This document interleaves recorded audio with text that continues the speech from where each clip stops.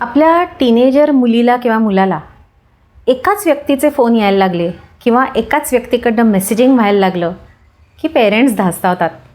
अरे बापरे, ही रिलेशनशिपमध्ये आहे की काय, याची कोणी गर्लफ्रेंड आहे की काय. आणि मग या धास्तावलेल्या मनस्थितीतनं कधीतरी ते मुलांचा फोन काढून घेतात, फोन चेक करतात, त्या समोरच्या व्यक्तीला फोन करतात. काही जणं तर ह्या एक्सटेंडपर्यंत जातात की समोरच्या व्यक्तीच्या पेरेंट्सना कॉन्टॅक्ट करतात की तुमच्या मुलीला किंवा मुलीला सांगा बरं का, आमच्या मुलाला फोन नाही करायचा किंवा आमच्या मुलीला कॉन्टॅक्ट नाही करायचा, तिला कुठे बोलवायचं नाही. मग काय होतं, या सगळ्यानंतर तुमची टीनेजर त्या व्यक्तीशी कॉन्टॅक्ट बंद करते? नाही, ती तुमच्याशी कॉन्टॅक्ट बंद करते. सो आपली सगळी सोशल लाईफस्टाईल बदललेली आहे आणि ह्या बदलत्या जीवनशैलीच्या बॅकग्राऊंडवरती आपण आपल्या टीनेजर्सना किंवा त्यांच्या रिलेशनशिप्सना कशा प्रकारे समजून घेतलं पाहिजे, पेरेंट म्हणून आपला ॲटिट्यूड काय असला पाहिजे, या सगळ्या गोष्टींवरची चर्चा करणं आता अनिवार्य झालेलं आहे. हल्ली मुलांचं एक्सपोजर खूप वाढलेलं आहे, हे तर आपण पाहतोच आहे. म्हणजे सेक्शुॲलिटी, गर्लफ्रेंड बॉयफ्रेंड, इंटिमसी, रिलेशनशिप्स, हे सगळे विषय त्यांच्या कानावर पडत आहेत. आणि त्यामुळे वयात येण्याच्या आधीपासूनच त्यांना ह्याबद्दलची एक कुतूहल, एक क्युरिओसिटी बिल्ट होती आहे. म्हणजे शाळेतली मुलं आईवडिलांना प्रश्न विचारतात, मला कधी असू शकतो गर्लफ्रेंड किंवा बॉयफ्रेंड, मी कधी रिलेशनशिप करू शकते. सो तुमच्या लक्षात येईल की रिलेशनशिप म्हणजे काय हे कळण्याआधीपासूनच त्यांना एक इगरनेस आहे रिलेशनशिपमध्ये जाण्यासाठी. आता ही मुलं जेव्हा कॉलेजमध्ये पोचतात तेव्हा त्यांचा मित्रमैत्रिणींचा ग्रुप होतो, त्यात जोड्या बनतात, रिलेशनशिप्स होतात. आणि मग आपल्याला रिलेशनशिप असणं हे त्यांना गरजेचं वाटायला लागतं. काय आहे, हल्ली एक सेक्शुअल ओरिएंटेशन हा पण एक अँगल आहे. म्हणजे ऑपोजिट जेंडरच्या व्यक्तीकडे तुम्ही अट्रॅक्ट होत नाही का, किंवा ऑपोजिट जेंडरची व्यक्ती तुमच्याकडे अट्रॅक्ट होत नाही, हे तुम्हाला बॉदरसम वाटत नाही का, मग तुम्ही होमो आहात का, अशी तुमची थट्टा पण होऊ शकते, टिंगल होऊ शकते. किंवा सगळ्या ग्रुपमध्ये रिलेशनशिप्स आहेत, आपल्यालाच कोणी नाही, याच्याबद्दल मुलांना एक नॉन ॲक्सेप्टन्स वाटू शकतो. त्यामुळे आपल्याला हे लक्षात घेतलं पाहिजे की आपल्या टीनेजरसाठी रिलेशनशिपमध्ये असणं हा एक सेन्स ऑफ नॉर्मल्सी, एक ॲक्सेप्टन्स, एक सेन्स ऑफ बिलॉंगिंग देणारी घटना आहे त्यांच्यासाठीही. या टिपिकल वयामध्ये ना एक ॲडव्हेंचर करणं किंवा एक सेन्स ऑफ कूलनेस हवा असतो प्रत्येकाला. सो आपल्याला पार्टनर आहे, आपण त्याच्याबरोबर बाहेर जातो किंवा विकेंडला आपण कूल ॲक्टिव्हिटीज करतो, ट्रेकिंगला जातो, विकेंड एक्सकर्शन्स करतो, रील्स काढतो त्यांच्याबरोबर, किंवा त्यांच्याबरोबर नवीन एक्सपिरियन्सेस घेतो. म्हणजे हे नवीन एक्सपिरियन्सेस अगदी सुट्टा, जॉईंट, स्मोकिंग, ड्रिंकिंग असं असू शकेल, किंवा जस्ट विकेंड ट्रेकिंग, एक्सकर्शन्स, मूवीजना जाणं, कॉफीला जाणं हे असू शकेल. तर हे सगळ्या गोष्टी ना त्यांच्यासाठी एक कूलनेस दाखवतात, त्यांच्यासाठी ह्या गोष्टी नॉर्मल आहेत. आणि असं लक्षात घ्या की एक अनसेड पिअर प्रेशर आहे त्यांच्यावर ह्या सगळ्या गोष्टी करण्याचं, की तुम्ही हे सगळं करताय म्हणजे तुम्ही एक कूल, स्मार्ट, ॲक्सेप्टेबल टीनेजर आहात. आता साहजिकच या वयात फिजिकल अट्रॅक्शन हा पार्ट आहेच त्याच्यामध्ये. म्हणजे एकमेकांचा सहवास, एकमेकांशी होणारे टच, एकमेकांबद्दल वाटणारं अट्रॅक्शन किंवा इन्फॅच्युएशन हा ऑब्व्हियस भाग त्या वयाच्या हॉर्मोन्सला साजेसा त्याच्यामध्ये इन्वॉल्व्ड आहे. पण आता खूप सारे टीनेजर्स माझ्याकडे काउन्सेलिंगला येतात तेव्हा मी त्यांच्याकडनं असं ऐकते आणि जे मला जाणवतं की ॲक्च्युली फिजिकल इंटिमसी किंवा सेक्शुअल इंटरकोर्सपर्यंत ह्या वयात जाण्याची त्यांचं इन्क्लिनेशन नाही आहे किंवा त्यांना ते नाही करायचं आहे. त्यांना जस्ट हा सहवास एक्सप्लोअर करायचा आहे, त्यातलं जे थ्रिल आहे, त्यातला जे एन्थुझियाझम आहे ते त्यांना एक्सपिरियन्स करायचं आहे. हा भाग त्याच्यामध्ये जास्त आहे. आता आपण थोडंसं पेरेंट्सकडे वळलो ना तर आपल्याला असं दिसतं की हे पेरेंट्स त्या जनरेशनमधले ज्यांना रिलेशनशिपच काय, पण ऑपोजिट जेंडरशी फ्रीली बोलण्याची किंवा मैत्री करण्याची पण फारशी परवानगी नव्हती. साहजिक असे मुलांच्या रिलेशनशिप्सना धास्तावलेले पेरेंट्स आहेत, त्यांना भीती वाटते आहे मुलांच्या रिलेशनशिप्ससाठी. आणि सगळ्यात पहिली भीती ही आहे की आपल्या मुलाचं करिअर बर्बाद होईल. आता मुलाचं मुलीचं दोघांचंही ऑफकोर्स. म्हणजे आपला जो टीनेजर आहे तर त्याचं आता लक्ष विचलित होणार आणि त्याचा वेळ वाया जाणार, त्याचा अभ्यास नाही होणार. ह्या सगळ्या गोष्टींची पेरेंट्सना सगळ्यात जास्त भीती आहे.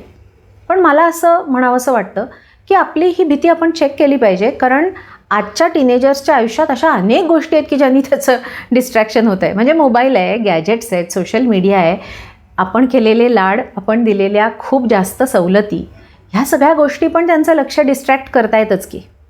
आणि एक खूप क्युरियस गोष्ट मी टीनेजर्सच्या मध्ये बघितली आजकालच्या, की जर टीनेजर स्वतः ॲम्बिशियस असेल, करिअर ओरिएंटेड असेल, हुशार असेल, तर ते पार्टनर सिलेक्ट करताना सुद्धा करिअर ओरिएंटेड, हुशार आणि ॲम्बिशियस सिलेक्ट करतात. आणि बऱ्याचदा आपल्या गर्लफ्रेंड किंवा बॉयफ्रेंड बरोबर बसून अभ्यासाचं प्लॅनिंग करणं, एकत्र स्वप्न बघणं, चल तू आणि मी दोघंही कॅटचा अभ्यास करू हे करणं, ह्या गोष्टी पण खूप होताना दिसतात. सो नेसेसरीली रिलेशनशिपमुळे डिस्ट्रॅक्शन होणार आहे का, तर तसं तर नाही होताना दिसत सगळ्या केसेसमध्ये. आणखीन एक भीती पेरेंट्सची म्हणजे आपला टीनेजर किंवा आपली टीनेजर मराठी आहे आणि पार्टनर तर अमुक तमुक आहे, ह्या कल्चरमधला आहे, ह्या कल्चरमधनं ही मुलगी आपल्या घरी आली तर ती कशी सुटेबल होणार, किंवा आपली मुलगी ह्या कल्चरमध्ये गेली तर तिचं कसं होणार.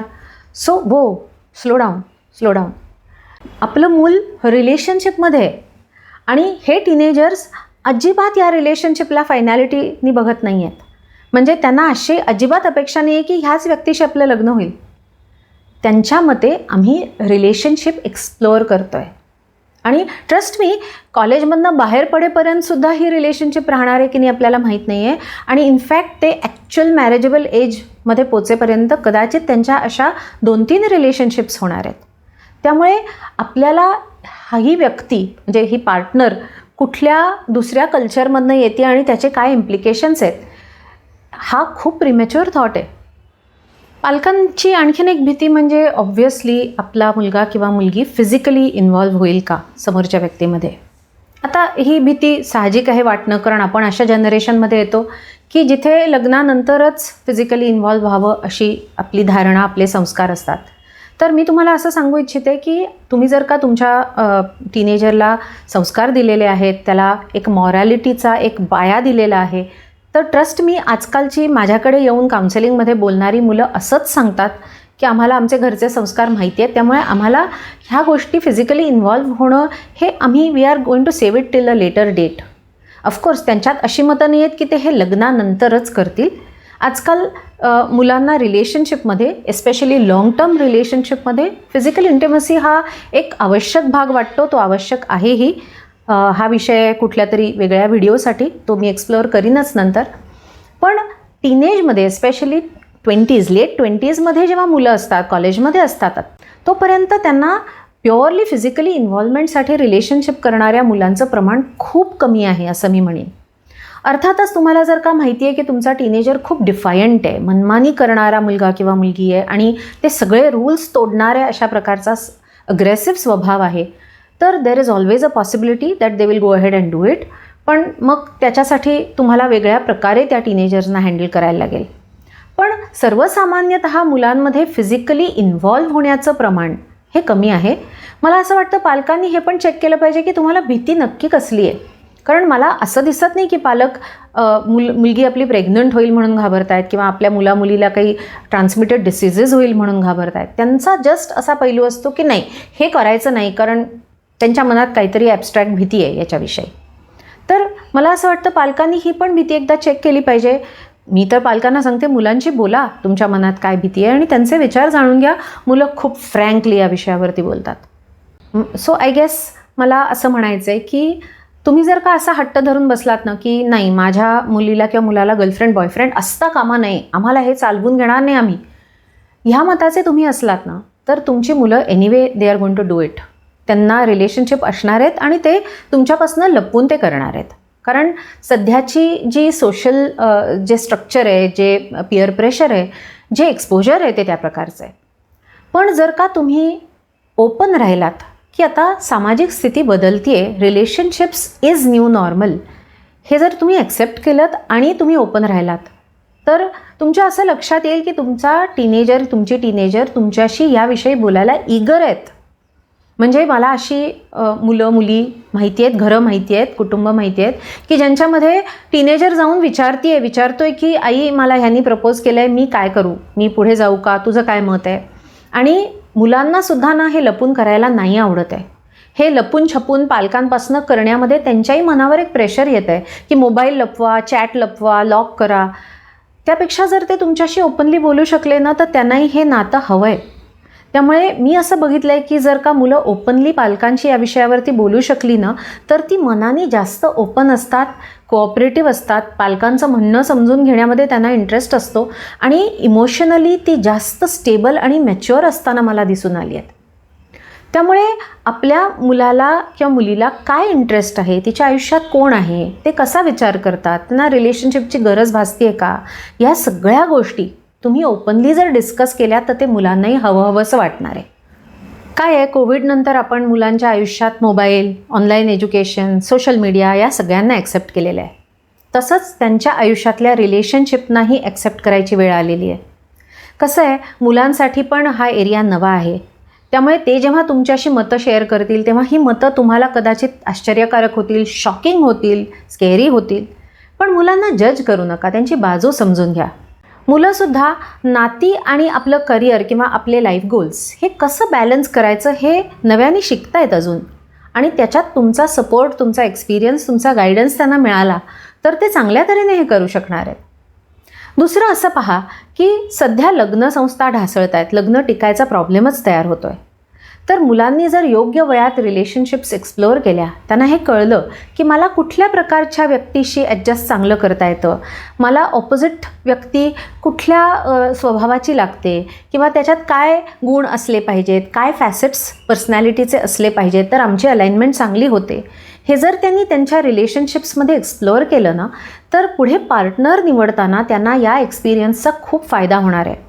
आणि त्यांचं जे फायनल नातं असणार आहे, ज्याच्याबरोबर त्यांना आयुष्यभर सहवास हवा आहे, ते नातं जास्त चांगलं टिकेल याची पॉसिबिलिटी आणखीन दृढ होत जाणार आहे.